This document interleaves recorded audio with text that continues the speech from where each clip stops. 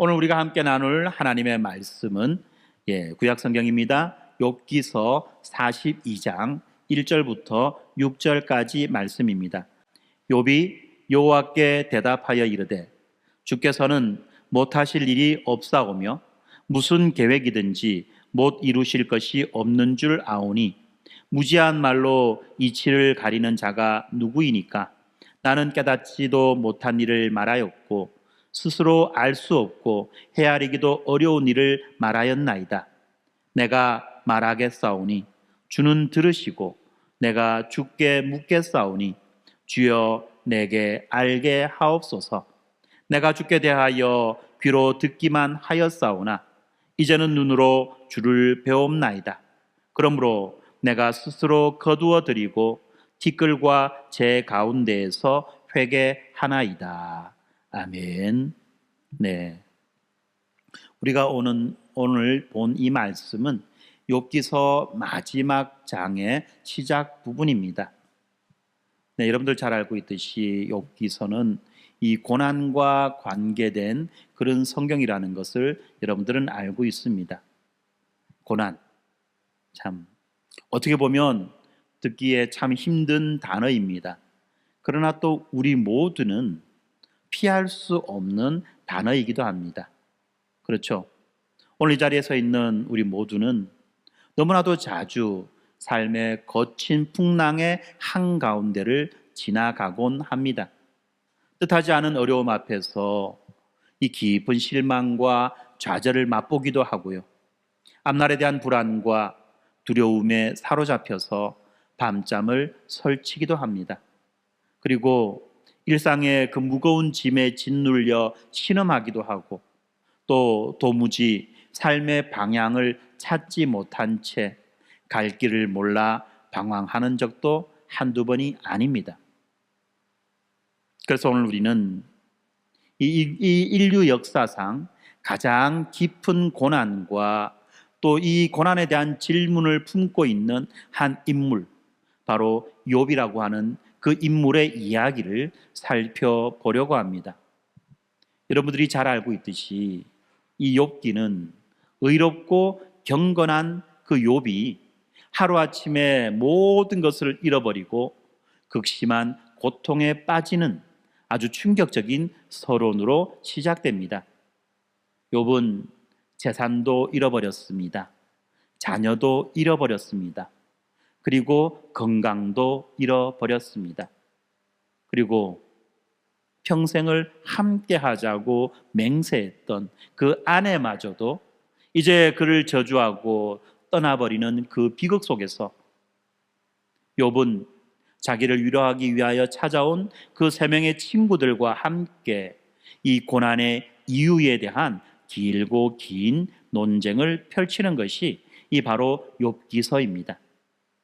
욥의 친구들은 욥이 당하는 그 고난이 욥이 범한 어떤 죄 때문이라고 끈질기게 주장합니다.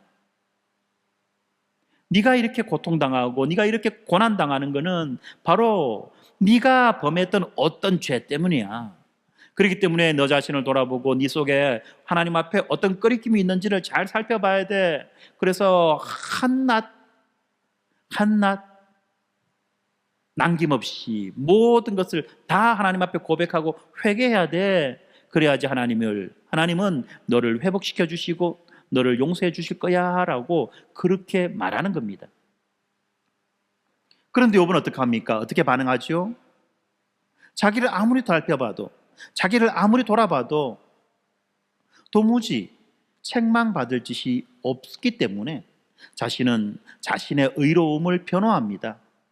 그리고 또 이러한 고난을 내린 그 하나님께 왜 내가 이런 고난을 받아야만 하느냐고 질문하고 따지는 이런 과정을 경험합니다.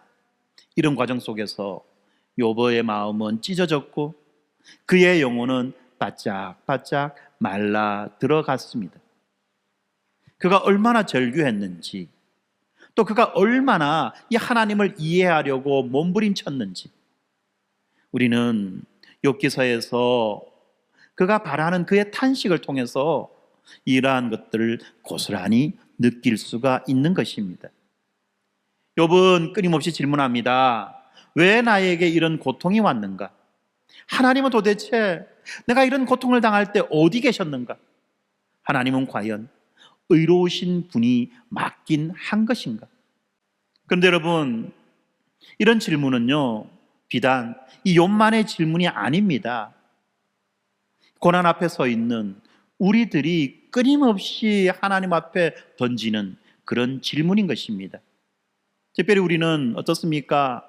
경건하면 복을 받고 죄를 지으면 벌을 받는다는 너무나도 단순한 이 인과 응보의 틀에 갇혀서 각자 자신들 앞에 닥친 그 고난의 현실을 이해하지 못한 채 몸부림치고 있다는 것입니다. 그런데 여러분, 우리가 읽고 있는 이 욥기는요, 우리들의 이러한 인식의 틀, 단순한 이 인과 응보의 그 인식의 틀을 여지없이 깨트려 버리고 있습니다. 그렇지 않습니까?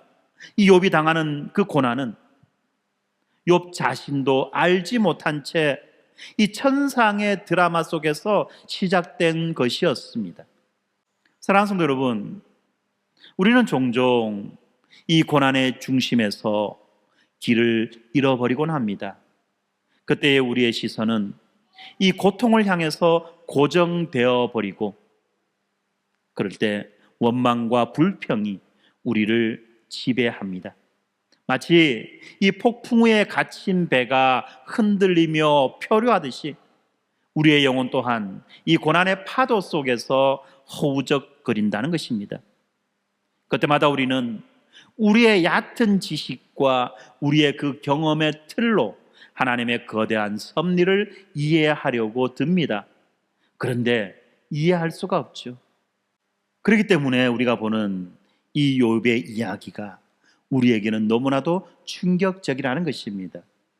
욥의 이야기는 우리에게 이러한 고난의 표면적인 이유를 넘어서 고난 속에서 비로소 드러나는 그 하나님의 초월적 주권과 그 앞에서의 인간의 참된 반응이 무엇이어야 하는지를 강력하게 증언하고 있는 것입니다. 오늘 우리는 이 본문 말씀을 통해서 이 고난을 통과하며 만나는 하나님이 우리의 삶 속에서 어떻게 전능하신 주권자로 드러나시는지를 함께 살펴보며 그 안에서 참된 소망을 발견하고자 합니다. 오늘 이 말씀이 우리들의 마음을 소생시키는 강력한 치료의 광선을 비추고 절망의 깊은 골짜기에서 다시 일어설 힘을 주기를 간절히 기도합니다. 여러분, 준비되셨습니까? 이 골짜기를 지나갈 준비되셨습니까? 그러면 우리 함께 말씀 속으로 들어가 이 절망의 골짜기를 한번 지나가 보도록 하겠습니다.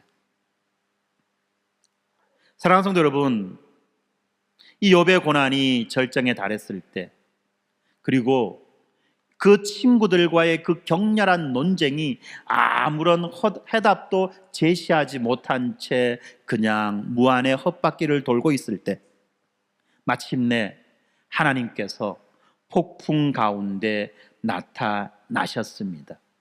아마 우리가 이 토요일에 읽을 부분일 것입니다. 지금 우리는 한참 이 격렬한 논쟁의 한가운데를 지나가고 있죠.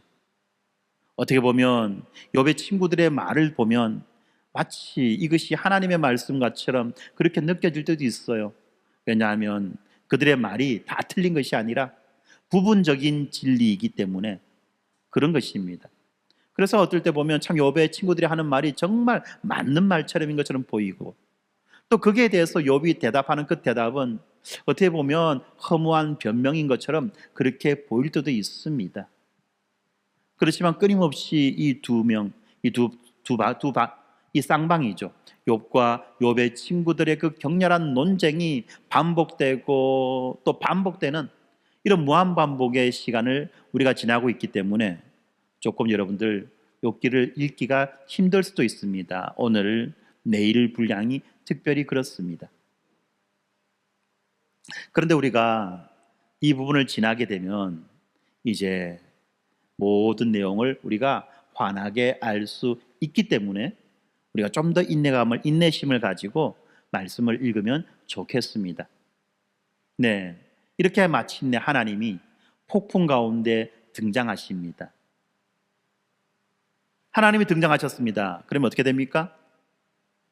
뭔가 사건이 이제 끝나게 되겠죠. 마무리될 겁니다. 하나님이 어떤 방식으로 이 논쟁들을 마무리 지으시는지 우리가 볼 것인데요.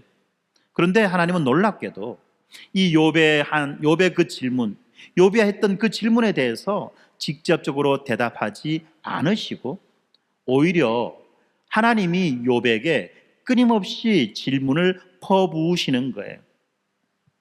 네가 이걸 알고 있느냐? 네가 저 사실을 알고 있느냐? 네가 이것을 보았느냐? 이것을 어떻게 생각하느냐? 라면 하나님이 계속해서 질문하신다는 것입니다. 그 질문은 바로 하나님의 그 창조의 경이로움과 하나님이 어떻게 만물을 섭리하시는지를 보여주는 것이죠. 이렇게 욥은 하나님의 그 창조의 경이로움과 하나님께서 만물을 섭리하시는 그 내용에 대해서 알고 난 다음에 자신이 얼마나 무지하고 얼마나 작은 존재인지를 아주 처절하게 깨닫게 되는 것입니다. 그리고 이어지는 오늘 마지막 장 42절 말씀이 바로 이제 그것을 깨닫고 난 다음 하나님 앞에서 자신이 얼마나 초라한 존재인지를 깨닫고 난 다음에 일어나는 첫 번째 반응인 것입니다. 오늘 본문의 2절 말씀에서 바로 이 하나님의 압도적인 나타나심과 그 질문들에 대한 욥의 첫 번째 반응이 나옵니다. 욥이 여호와께 대답하여 이르되 주께서는 못하실 일이 없사오며 무슨 계획이든지 못 이루실 것이 없는 줄 아오니라고 대답합니다. 그동안 욥은 자신의 그 극심한 고난과 고통 그리고 친구들과의 그 끊임없는 그 논쟁 속에서 하나님께 따져 묻습니다. 그리고 자신의 의로움을 변호합니다. 그리고 하나님의 공의에 의문을 제기했습니다. 그러나 이 폭풍 가운데에서 전능하신 하나님을 직접 대면하게 되자 욥은 자신의 모든 주장과 질문이 얼마나 무의미했는지를 깨닫게 되었던 것입니다. 그래서 욥은 이제 주께서는 못하실 일이 없사오며 무슨 계획이든지 못 이루실 것이 없는 줄 압니다라고 고백하는 것이죠. 그런데 이 고백은 여러분 단순히 하나님이 전능하시다라고 하는 어떤 추상적인 지식이 아닙니다. 고난의 긴 터널을 지나며 자신의 모든 이해와 논리를 초월하시는 그 하나님의 압도적인 주권과 계획을 비로소 인정하게 되는 아주 처절하고도 진실한 고백이라는 것입니다. 사랑하는 성도 여러분, 우리도 어쩌면 욥처럼 고난 속에서 모든 것을 이해하려고 애를 씁니다. 왜 이런 일이 나에게 일어났습니까? 하나님은 대체 저에게 왜 이런 시련을 주십니까? 라고 질문하며 우리의 작은 머리로 하나님의 그 큰 그림을 다 이해하려고 드는 것입니다. 우리의 한정된 지식으로 하나님의 그 무한한 지혜를 재단하려고 하는 것입니다. 그런데 이 욥의 고백처럼 하나님의 그 초월적인 주권 앞에 우리의 지식과 우리의 이해는 마치 티끌과도 같은 것입니다. 우리의 이 작은 모래알과 같은 지식으로는 태산보다도 더 큰 그 하나님의 섭리를 다 헤아릴 수 없는 것입니다.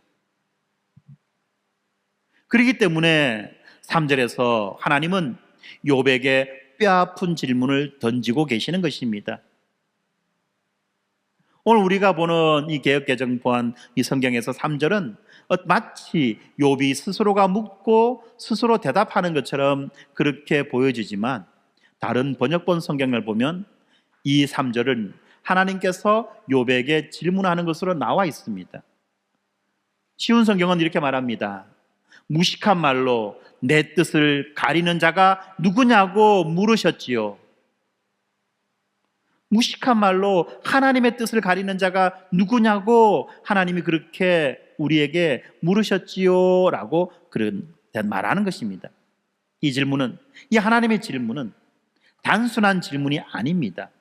바로 이 욥을 향한 하나님의 준엄한 책망이자 동시에 깊은 사랑의 질책인 것입니다. 무식한 말로 내 뜻을 가리는 자가 누구냐?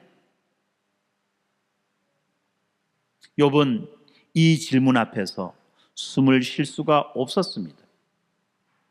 이 질문은 욥이 그 친구들과의 논쟁 속에서, 그리고 자신의 그 큰 고통 속에서 하나님의 지혜와 섭리를 제대로 알지 못한 채 함부로 불평하고 함부로 의문을 제기했던 모든 순간들을 돌아보게 만들어 주는 것입니다.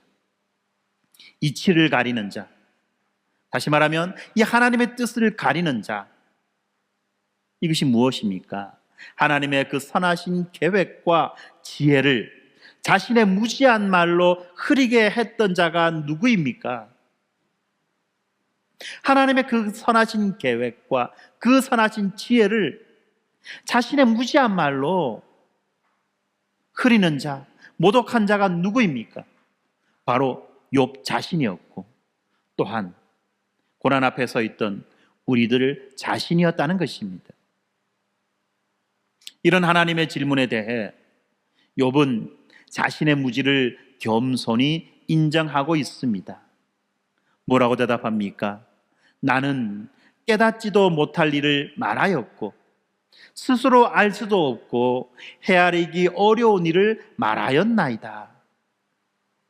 모른 채, 알지도 못한 채 함부로 떠들었다는 말이죠. 자신이 이해할 수 없는 진리를 함부로 떠들었다는 것을 지금 욥은 시인하고 있습니다. 감히 알 수도 없고 헤아릴 수도 없는 그 하나님의 놀라운 계획과 섭리에 대해서 자신의 연약한 입술로 경솔하게 논하고 판단했다고 욥은 고백하고 있는 것입니다. 사랑하는 성도 여러분, 피조물인 우리는 이 창조주 하나님의 모든 뜻을 다 헤아릴 수 없습니다. 특별히 이 고난의 순간에는 더욱 그런 것입니다. 우리는 이 고통의 이유를 다 알 수 없고 또 그 고통을 허락하시는 하나님의 계획을 다 이해할 수도 없습니다. 그런데 여기서 중요한 사실은 우리가 모든 것을 이해해야만 하나님을 신뢰할 수 있는 것이 아니라는 사실입니다. 뭐라고요? 우리가 모든 것을 이해해야만 그때야 비로소 하나님을 신뢰할 수 있는 것이 아니라는 사실이에요. 오히려 우리가 이해할 수 없는 순간에도 하나님의 초월적인 주권을 인정하고 우리의 지식과 이해의 한계를 겸손히 고백하는 것이 바로 참된 신앙의 첫 걸음이라는 것입니다. 그렇지 않습니까? 우리는 이미 말씀을 통해서, 복음을 통해서 하나님의 창조의 목적에 대해서 알고 있는 자들입니다. 하나님의 창조의 목적이 무엇입니까? 하나님이 왜 인간을 창조하셨습니까? 네, 여러분들의 마음속에 떠오르고 있는 바로 그 대답. 사람에게 복과 안식을 주시기 위하여 하나님은 세상을 창조하셨고 인간을 창조하셨습니다. 아멘. 그렇습니다. 하나님의 그 창조의 목적이 우리에게 복과 안식을 주시기 위함이라는 것을 우리가 분명하게 믿고 깨닫는다면 우리는 우리가 이해할 수 없는 그 순간에도 하나님의 초월적인 주권을 인정할 수 있고 우리의 지식과 이해의 한계를 겸손히 고백할 수 있는 것입니다. 욥이 그것을 깨달았던 것입니다. 그래서 욥은 자신의 한계를 인정하는 거예요. 마찬가지로 우리도 이 우리의 지식의 한계를 인정하고 우리의 지혜로는 결코 측량할 수 없는 하나님의 주권 앞에 무릎을 꿇어야만 하는 것입니다. 이것이 고난 속에서 우리가 하나님을 만나는 첫 번째 관문인 것입니다. 사랑하는 성도 여러분, 앞에서 우리는 하나님께서 욥에게 던지신 질문과 그에 대한 욥의 반응을 통해서 인간 지식의 한계와 하나님의 초월적인 주권을 살펴보았습니다. 이제 이어지는 4절을 살펴보겠습니다. 주께서 말씀하셨습니다. 들어라, 내가 말하겠다. 내가 물을 터이니 내게 대답하여라 라고 하셨습니다. 이것이 4절에 대한 세번역본의 해석입니다. 주님이 말씀하셨습니다. 들어라, 내가 말하겠다. 내가 물을 터이니 내게 대답하라. 네, 이 하나님의 질문은 앞선 질문들과 비슷하게 보이지만 그 속에는 하나님의 깊은 뜻이 담겨져 있습니다. 하나님은 욥에게 여전히 내게 대답하여라고 말씀하시지만 이제 욥은 더 이상 불평하거나 따져 묻지 않습니다. 그는 이미 하나님과의 대면을 통해서 자신의 무지와 하나님의 초월성을 절감했습니다. 그리고 이어지는 욥기 42장 5절 말씀은 욥기 전체의 핵심이자 욥의 결정적인 변화를 보여주는 고백입니다. 내가 주께 대하여 귀로 듣기만 하였사오나 이제는 눈으로 주를 배움나이다. 내가 주께 대하여 귀로 듣기만 하였사오나 이제는 눈으로 주를 배움나이다. 보십시오. 이 놀라운 변화를 우리가 한번 봅시다. 욥은요, 이전에 하나님에 대해서 단지 귀로 들었을 뿐이라고 고백합니다.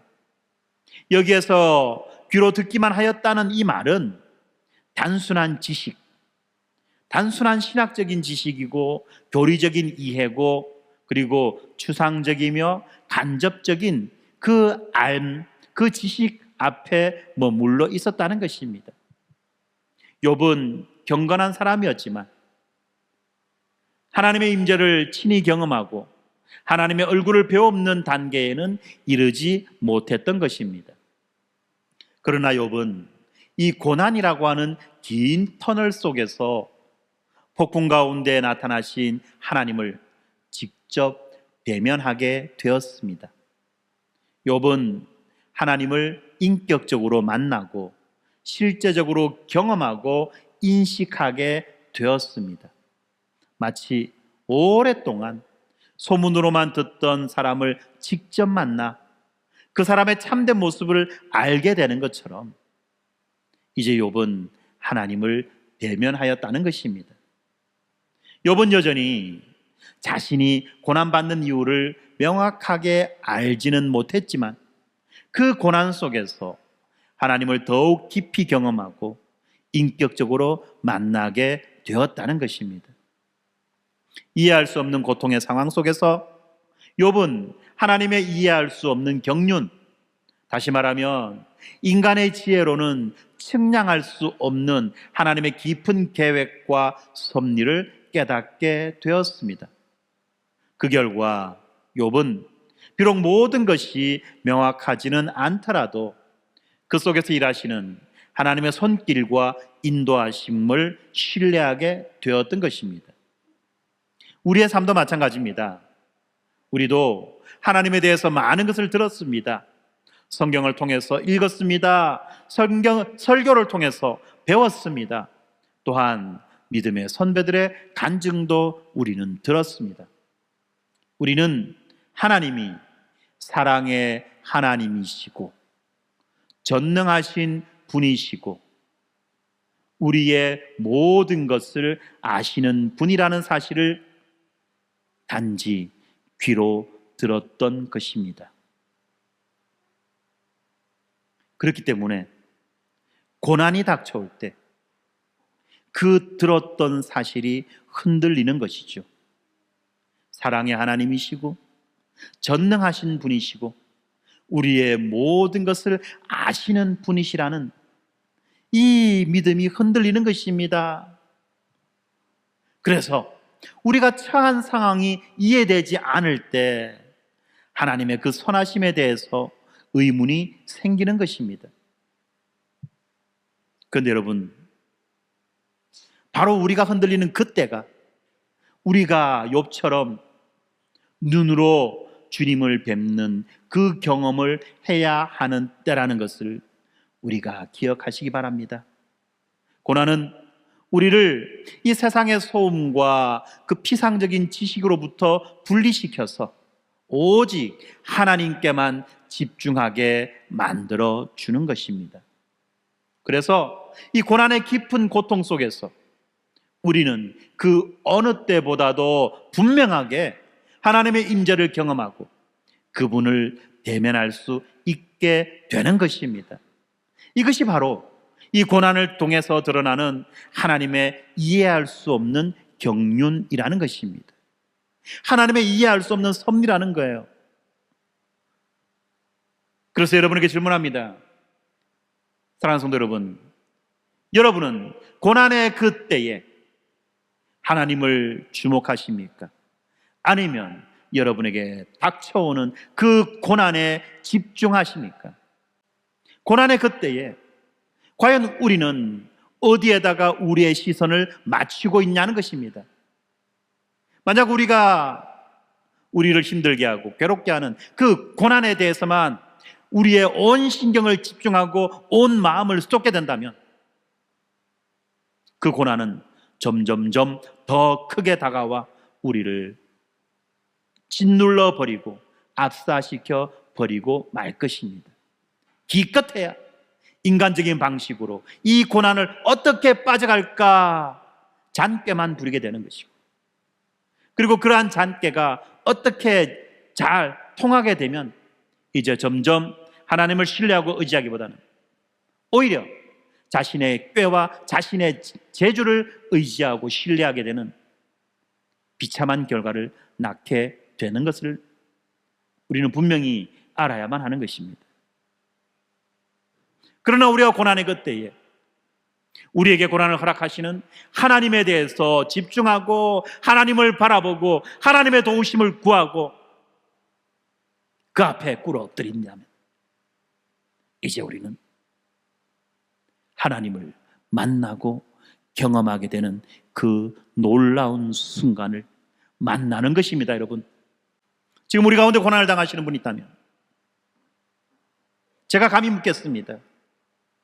여러분은 여러분에게 다가온 그 고난을 바라보고 그 고난을 묵상하고 그 고난에 집중하고 있습니까? 어떻게 하면 이 고난을 빠져나갈까 그렇게 꾀를 부리고 있습니까? 아니면 우리에게 이 고난을 허락하신 그 하나님께 집중하며 그 하나님의 섭리를, 그 하나님의 뜻을 신뢰하며 의지하고 있습니까? 욥기가 우리에게 주는 말씀은 비록 우리가 이 고난의 이유를 다 알지 못한다고 할지라도 그 고난 속에서 일하시는 하나님을 신뢰하고 그분과 더욱 깊은 관계로 들어가는 것, 이것이 참된 영적 성장이며 은혜라는 사실을 알려주는 것입니다. 그렇기 때문에 여러분의 그 고난 속에서 하나님의 얼굴을 배우는 이런 축복이 있기를 간절히 소망합니다. 욥은 이러한 하나님의 압도적인 임재와 초월적인 질문 앞에서, 그리고 귀로 듣기만 하던 하나님을 눈으로 배우는 경험을 한 후에 이렇게 고백합니다. 6절입니다. 그러므로 내가 스스로 거두어 드리고 티끌과 재 가운데서 회개하나이다. 이 고백은 단순한 뉘우침을 넘어선 욥의 존재 전체를 뒤흔드는 깊은 회개이자 온전한 복종의 선언인 것입니다. 내가 스스로 거두어 드리고라는 이 표현은 욥이 지금까지 했던 주장과 변론, 자신의 의로움을 내세우던 모든 시도들을 철회한다는 의미입니다. 그는 이제 더 이상 하나님께 따져 묻지도 자신의 고난을 정당화하려고 애쓰지도 않습니다. 오히려 자신이 하나님 앞에서 얼마나 어리석고 교만했는지를 처절하게 깨닫고 자신의 모든 논리를 내려놓았던 것입니다. 그동안 자신을 지탱해 주었던 자기의, 자신이 옳다는 그 확신을 완전히 포기하였던 것입니다. 사랑하는 성도 여러분, 우리가 고난을 겪을 때 우리는 가장 먼저 무엇을 합니까? 자신의 억울함을 호소하고 자신이 고통받는 이유를 납득하려고 하고 심지어는 하나님을 향해서 자신의 상황에 대해서 따져 물으려고 하지는 않습니까? 그러나 욥은 이 모든 것들을 스스로 거두어 드렸습니다. 이것은 겸손함의 극치이며 하나님의 주권에 대한 전적인 인정이었습니다. 뿐만 아니라 욥은 티끌과 재 가운데서 회개한다고 말합니다. 여기에서 말하는 이 티끌과 재라는 것은 깊은 슬픔이요 통곡이며 그리고 철저한 회개와 겸손을 상징하는 표현입니다. 욥은 자신이 자랑하던 모든 것들, 자신의 풍요와 명예가 다 사라지고 남은 티끌과 재 속에서 자신이 이 티끌과 재와 같은 존재라고 고백하며 철저히 자신을 낮춥니다. 이러한 회개는, 이러한 낮춤은 단순히 죄를 인정하는 것을 넘어서 하나님의 전능하심과 주권 앞에 자신의 모든 것을 내려놓는 겸손한 복종인 것입니다. 이것이 하나님과의 관계에서 가장 중요한 전환점이 되었고, 이러한 욥의 회개는 바로 그 사탄의 비난을 결정적으로 무너뜨리는 증거가 되었습니다. 우리가 이미 읽었지만 이 욥의 시작 부분에서 사탄은 하나님께 도전합니다. 뭐라고 도전합니까? 욥이 어찌 까닭 없이 하나님을 경외하겠습니까? 라고 그렇게 도발합니다. 무슨 말입니까? 욥이 하나님을 경외하는 것은 반드시 이유가 있다는 거예요. 무슨 말입니까? 욥이 하나님을 섬기는 것은 하나님이 욥에게 복을 주셨기 때문 아닙니까? 라는 질문입니다. 조금 더 노골적으로 표현할까요? 잘 들으세요, 여러분. 하나님이 이 복이라는 수단을 써서 욥의 그 마음, 욥의 그 믿음을 얻었다는 것입니다. 이것이 바로 사탄의 비난의 핵심입니다. 이게 뭔 소린가 싶죠, 여러분? 한번 우리가 하나님을 믿는 그 동기를 살펴보자는 겁니다. 우리가 왜 하나님을 믿습니까? 도대체 무엇 때문에 하나님을 믿습니까? 어쩌면 하나님이 우리에게 뭔가 좋은 것을 주셨기 때문에, 또는 무언가 좋은 것을 준다고 약속했기 때문에, 그것 때문에, 좋은 것 때문에 하나님을 믿는 것 아닙니까? 만약에 우리가 이 좋은 것 때문에, 내가 바라고 내가 원하고 내가 기대하는 그 좋은 것 때문에 하나님을 믿는다고 한다면, 우상을 섬기는 것과 하나님을 섬기는 것 사이에 어떠한 차이와 구별도 발견할 수 없는 것입니다. 그래서 지금 사탄이 하나님께 도전하는 거예요. 하나님이 욥에게 잘해주셨기 때문에, 하나님이 욥에게 복을 주셨기 때문에 욥이 하나님을 믿는 것 아니겠습니까? 하나님이 여러분의 기도를 들어주셨기 때문에, 하나님이 여러분의 소원을 성취해 주셨기 때문에 여러분이 하나님을 믿는 것 아니겠습니까? 라고 지금 이 시간에도 사탄은 하나님 앞에서 이렇게 도전한다는 것입니다. 그러나 욥은 모든 것을 잃고 심지어는 이 죽음의 문턱 앞에 서게 되는 그 극한의 고난 속에서도 하나님을 저주하지 않았을 뿐만 아니라 오히려 티끌과 재 가운데에서도 하나님께 완전히 복종하고 회개함으로써 자신의 그 순수한 믿음을 증명해 보였던 것입니다. 욥은요, 복을 받기 위해서 회개한 것이 아니었습니다. 자신의 어리석은 주장과 논리를 내려놓고 전능하신 하나님의 주권 앞에 무릎을 꿇고 진정으로 엎드렸던 것입니다. 무엇 때문에? 하나님의 하나님 되심 때문에. 무엇을 주셔서가 아니라 하나님이 하나님이시기 때문에 그 하나님을 인정했고 그 하나님 앞에 무릎 꿇었고 그 하나님 앞에 복종했다는 것입니다. 바로 이 지점에서 사탄은 패배하였습니다. 그리고 하나님은 승리하셨던 것입니다. 하나님이 영광 받으셨던 것입니다. 사랑하는 성도 여러분, 이러한 진정한 회복은 외적인 소유의 회복 이전에 하나님 앞에 겸손히 엎드려 그분의 뜻에 복종하는 우리들의 그 내면의 변화에서부터 시작되는 것입니다. 여러분의 삶에 뜻하지 않은 고난이 닥쳐올 때 여러분의 그 그럴듯하나 어리석은 모든 주장과 꾀를 내려놓고 욥처럼 이 티끌과 재 가운데에서 하나님께 온전히 엎드릴 수 있게 되기를 바랍니다. 우리가 이해할 수 없는 그 하나님의 주권 앞에서 겸손히 엎드리고 회개할 때 비로소 우리의 영혼은 진정한 자유와 평안을 경험하게 되는 것입니다. 이것이 바로 고난을 통과하며 우리가 만나는 그 어미하신 하나님, 그 영광스러운 하나님 앞에 드리는 가장 진실한 믿음의 반응인 것입니다. 사랑하는 성도 여러분, 오늘 우리는 이 본문 말씀을 통해서 첫째로 고난을 통과하며 만나는 하나님이 우리의 삶 속에서 어떻게 전능하신 주권자로 드러나시는지를 살펴보았습니다.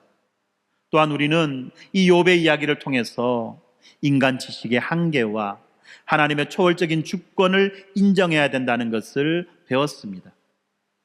둘째로, 고난이 우리가 단순하게 이해하던 그 인과응보의 결과가 아니라는 것을 깨달았고, 이 고난을 통해서만이 귀로 듣던 하나님을 눈으로 뵙게 되는 인격적인 만남을 경험할 수 있다는 것을 살펴보았습니다.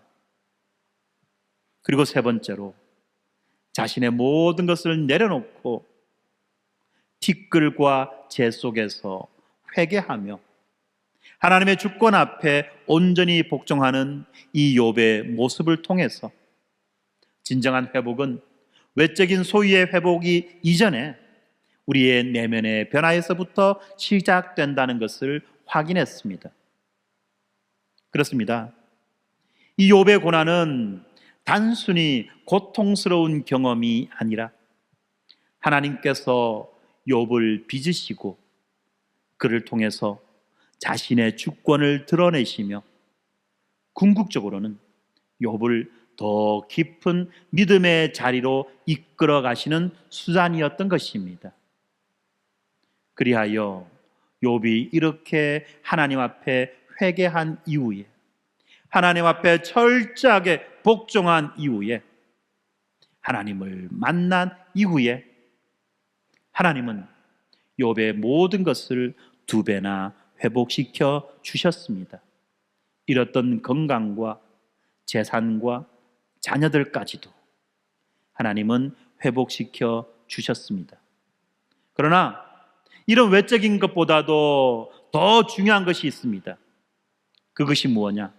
바로 욥이 이제는 이전과는 비교할 수 없는 깊이로 하나님을 알고 하나님을 신뢰하게 되었다는 바로 그 사실인 것입니다. 욥은 이 고난을 통해서 하나님이 어떤 분이신지를 머리로 아는 수준을 넘어서 온 몸으로 경험하고 가슴으로 깨닫는 그 믿음의 사람으로 성장하였던 것입니다. 사랑하는 성도 여러분, 이 욥의 이야기는 우리의 고난에도 동일하게 적용할 수 있습니다. 우리의 삶에 뜻하지 않은 어려움이 닥쳐왔을 때, 그리고 우리의 마음이 실망과 좌절로 가득 차 있을 때, 또 이 앞날에 대한 불안과 두려움에 사로잡혀 있을 때, 일상의 무게에 눌려 신음하고 있을 때에, 그리고 삶의 방향을 찾지 못한 채 방황하고 있을 때에, 여러분 꼭 이 사실을 기억하시기 바랍니다. 우리가 당하는 고난은 결코 무의미하지 않은 것입니다.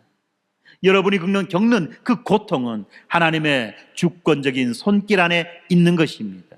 그리고 하나님은 그 고난을 통해서 여러분을 더 깊은 믿음의 자리로, 그분을 더욱 인격적으로 만나게 하는 자리로 이끌어 가고 계시는 것입니다.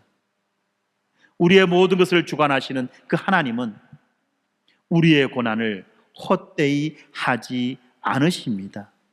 오히려 그 고난을 통해서 우리를 겸손하게 하시며 우리의 욕심을 누그러뜨리시며 오직 하나님만을 의지하게 하시고 그 시련 속에서 우리를 지탱하시는 하나님의 능력을 보여주시기를 원하시는 것입니다.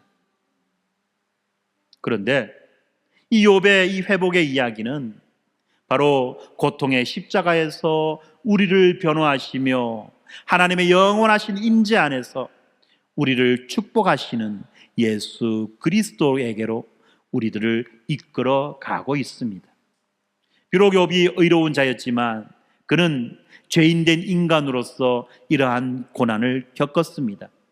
그러나 예수 그리스도는 죄가 없으신 완전한 분으로서 우리를 대신해서 가장 극심한 고난, 바로 십자가의 죽음을 담당하셨습니다. 욥은 자신이 고난받는 이유를 알지 못했지만 예수님은 하나님의 뜻에 온전히 순종하여 우리를 대속하기 위한 십자가를 기꺼이 지셨던 것입니다. 욥이 이렇게 티끌과 재 가운데에서 회개하고 하나님을 만났지만 예수님은 십자가에서 우리의 모든 죄를 담당하시고 죽음을 이기시고 부활하심으로 우리를 하나님 아버지의 영원한 임재 속으로 인도하셨습니다. 사랑하는 성도 여러분, 여러분이 겪는 고난 속에서 이욥처럼 하나님을 눈으로 뵙는 그 은혜를 경험하시기 바랍니다. 하나님께 온전히 복종하며 겸손히 회개하시기를 바랍니다. 그리고 무엇보다도 그 고난 속에서 여러분을 위해서 모든 것을 감당하신 예수 그리스도를 바라보시기 바랍니다. 예수님은 우리의 모든 고난을 아시고 우리를 위로하시며 우리의 연약함을 친히 담당하시는 진정한 중보자이신 것입니다. 고난은 끝이 아닙니다. 절망은 종점이 아닙니다. 고난은 우리를 하나님의 주권 아래로 이끌어가고 우리를 그리스도 안에서 참된 소망과 영원한 복으로 인도하는 하나님의 놀라운 섭리인 것입니다. 이 믿음으로 고난의 터널을 통과하여 하나님의 주권적인 사랑과 은혜를 깊이 경험하시기를 예수 그리스도의 이름으로 간절히 축원합니다. 아멘. 오늘 우리가 나눈 이 말씀 여러분들 잘 기억하시기 바랍니다. 왜 나에게 하필이면 나에게, 어쩌다 왜 나에게? 우리는 늘 이런 식으로 하나님 앞에 의문을 던집니다. 그런데 여러분, 우리에게 다가오는, 우리에게 주어진 이 고난이야말로 우리가 하나님을 만나고 하나님을 알고 하나님을 경험하게 되는 놀라운 은혜요 축복이라는 것을 우리가 분명히 깨달아라. 이 고난을 하나님의 섭리 가운데 은혜의 기회로 삼기 바랍니다. 행여라도 어리석은 자처럼 하나님을 원망하는 데서 끝나거나 또는 자기의 알량한 지혜와 지식과 능력을 의지하는 것으로 끝나버린다면 여러분은 그 고난으로 인하여 망할 것입니다. 그러나 이 고난이 우리에게 은혜의 기회로 삼게 된다면 우리는 하나님을 알고 하나님을 만나고 우리의 믿음이 하나님 안에서 한층 더 자라게 되는 놀라운 축복의 기회가 된다는 것을 여러분들 분명히 아시고 믿으시기를 바랍니다. 기도하겠습니다. 하나님, 우리가 우리의 인생을 살아갈 때에 우리는 너무나도 많이 어떤 고난과 고통을 경험합니다. 그럴 때마다 세상 사람들은 재수가 있다, 재수가 없다고 자기의 고난에 대해서 평가할 뿐만 아니라 또 어떤 사람은 이 고난을 허락하신 그 하나님을 원망하고 저주할 뿐만 아니라 심지어는 이 고난에 좌초당하는 그런 안타까운 상황들이 있음을 우리는 발견합니다. 그렇지만 아버지 하나님, 오늘 본문 말씀을 통해서 하나님께서 우리에게 고난을 허락하시는 것은 결코 우리를 망하게 하기 위해서가 아니라 우리를 하나님 앞으로 이끌어가며 더욱 하나님을 의지하게 하며 또한 하나님을 만나게 하는 놀라운 은혜의 순간이라는 것을 이 시간 우리가 바르게 깨달아 알기를 원합니다. 그리하여 아버지 하나님, 우리가 우리의 인생 가운데에 고난을 당하는 그 순간에 우리가 고난을 바라보게 하지 마시고 고난 뒤에 계신 하나님을 바라보는 믿음의 눈을 우리들에게 허락하여 주시옵소서. 이 고난 가운데에 우리가 하나님을 더 신뢰하고 더 의지하며 전적으로 우리의 능력과 우리의 재주와 우리의 꾀를 내려놓고 하나님만을 의지하게 하여 주셔서 우리를 자라게 하시고 우리를 더 영광의 자리로 이끌어 가시는 그 하나님을 온전히 경험하게 하여 주시옵소서. 고난당하는 자들에게 위로하여 주시고 또한 아버지 하나님, 그들을 끝까지 지켜주시고 인도하여 주시옵소서. 그리하여서 우리가 함께 이 고난의 고통스러운 순간들을 지나고 영광의 하나님을 온전히 경험하고 찬양하게 하여 주시옵소서. 거룩하신 예수님의 이름으로 기도합니다. 아멘.